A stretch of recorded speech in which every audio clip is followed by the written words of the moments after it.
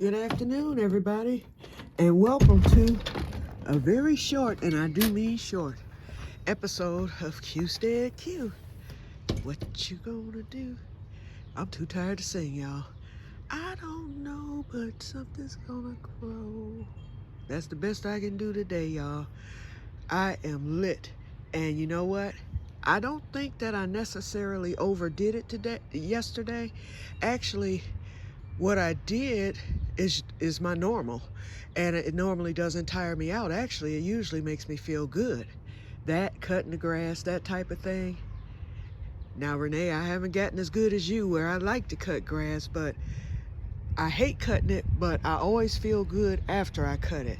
Because when you look over what you've just done and after you've weed whacked and it looks so pretty, that's the part I like about it. And so it makes me not mind doing it whenever I do it. Because lots of times my neighbor across the street won't let me, but they're getting ready to move, so I better get back into the swing of things. But what I came on for was to let you know today it is about 85 degrees. It is actually hot to where I had to turn on the ceiling fans and the fans, and I can't cut on the air yet because I need to get my filter changed and get my central air hose down to get all the dust and stuff out of it.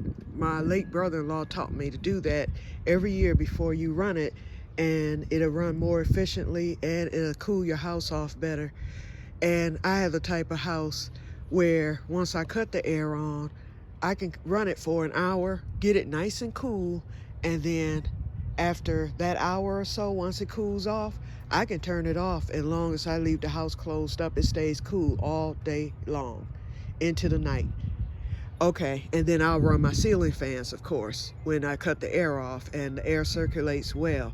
So I can't run the air yet, but I got that fan on, and I have one ceiling fan on, but I'm gonna cut on another one.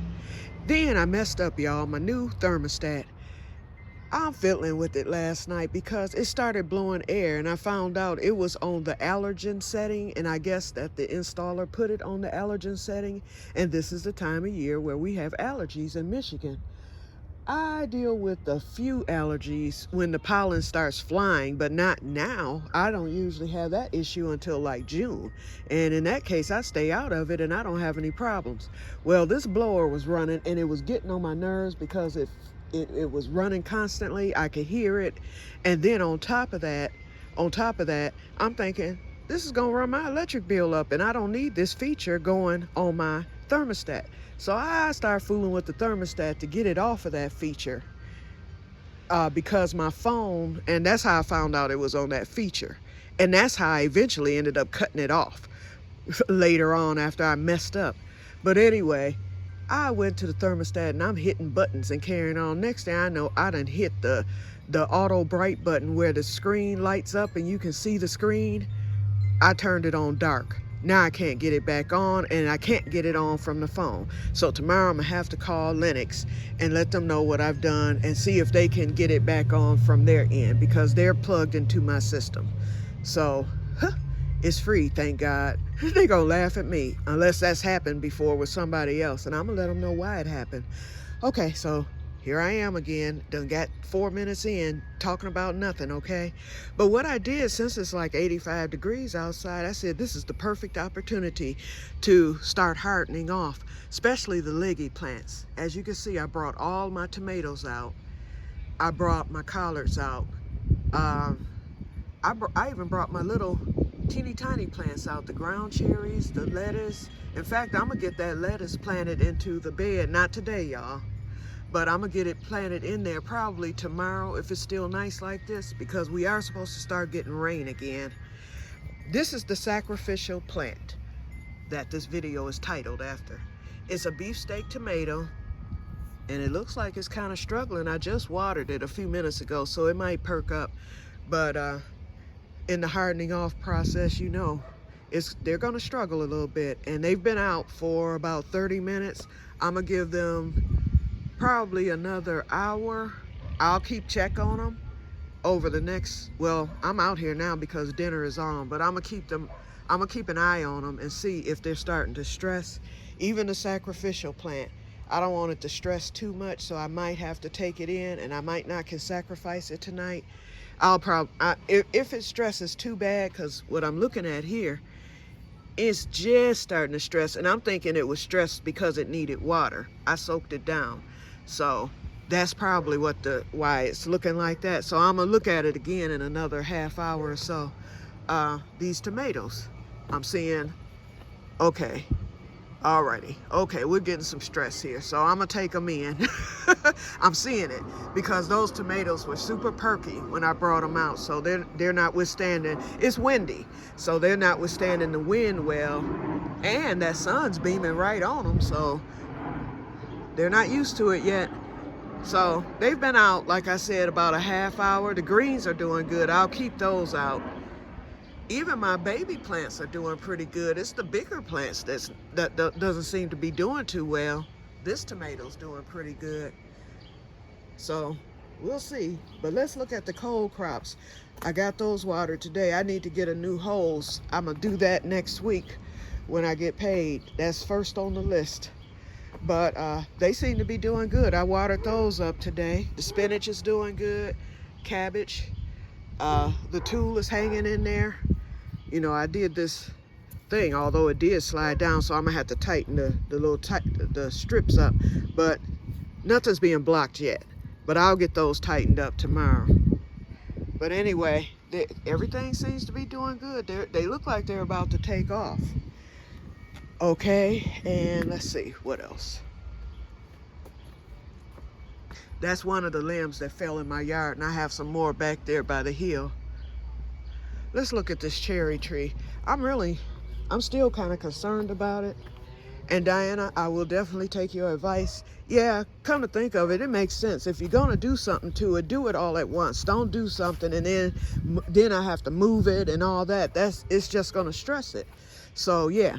We'll get it moved next week, and then after we get the greenhouse together, then I'll go back there and get it, I'll get it fertilized at that point.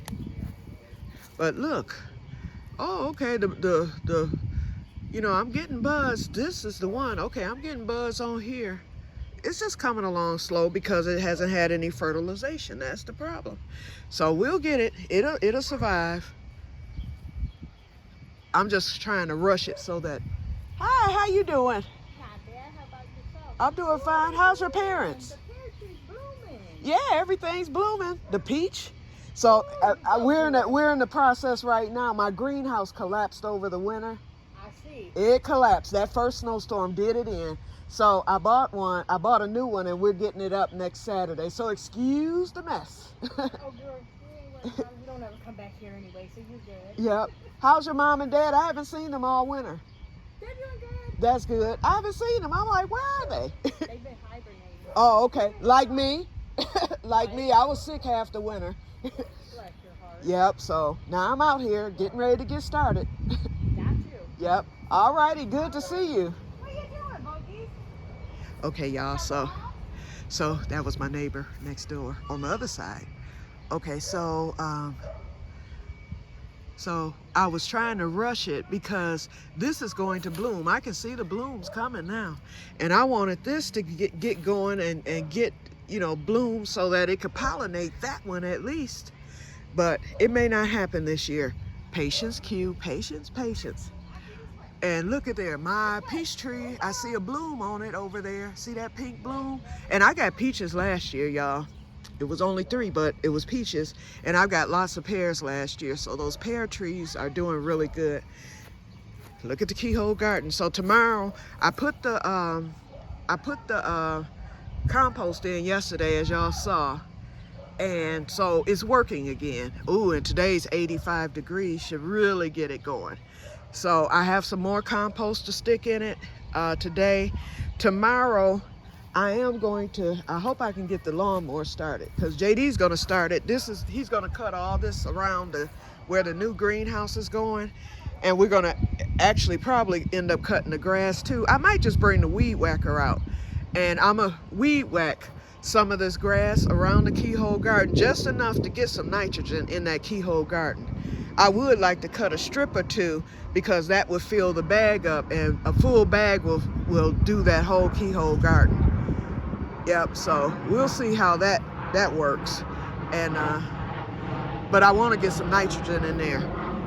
I might end up having to put some blood meal in there to give it some nitrogen. Just for the time being, until we, can get things going. Okay, Booger hasn't been back. I think we've settled that problem. But Diane, now I'm finna get off because we're at 10 minutes. But that's still short for me, y'all. Okay, this is the side of the house. This is the time of day. Right now it's about 4:30, almost 5. You see where the sun is sitting right now, behind that cloud there. Okay, so in the morning, the sun rises at the back. So this gets full sun in the morning.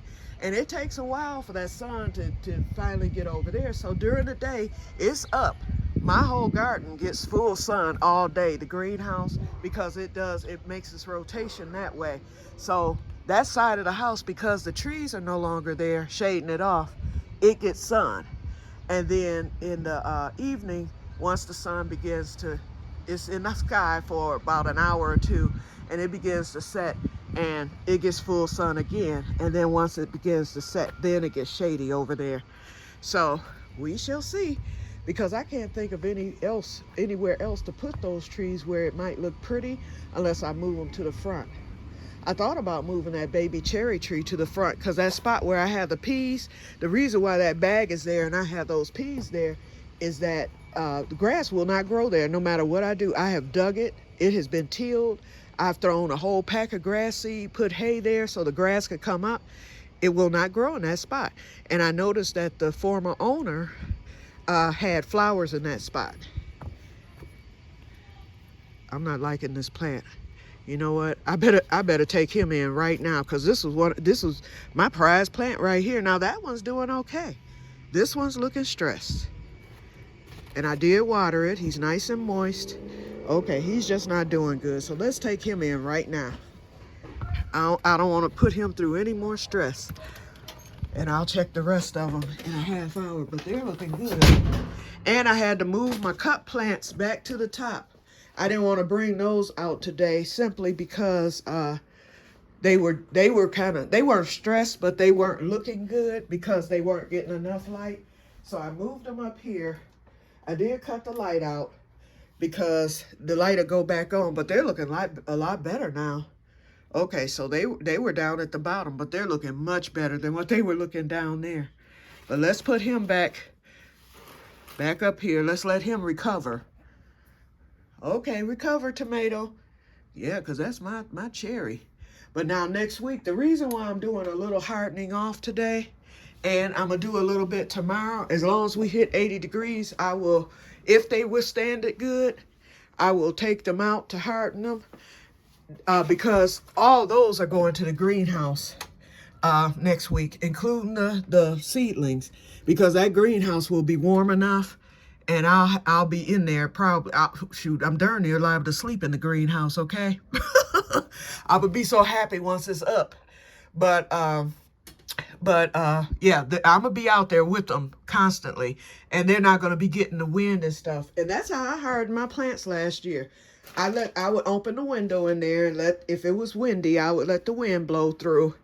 And those plants did very well last year in the greenhouse. Like I said, it was only, and look at this, y'all. Oh, I see it. I see it. Okay, let me do it right now. See, I couldn't see it earlier. Okay, notifications, user, menu, system. Okay, system. Hold on, y'all. I got to do this now while I can see this darn screen. Display settings, that's what I need. Brightness. It's on auto brightness. That's what happened. Okay, we don't want it on auto brightness. Okay, I turned that off. Now let me set the brightness on it. Okay, I turned auto off. Oh, here it is. There we go, y'all. I got it. Woo, slap me 5, y'all. I didn't think I'll ever get this fixed.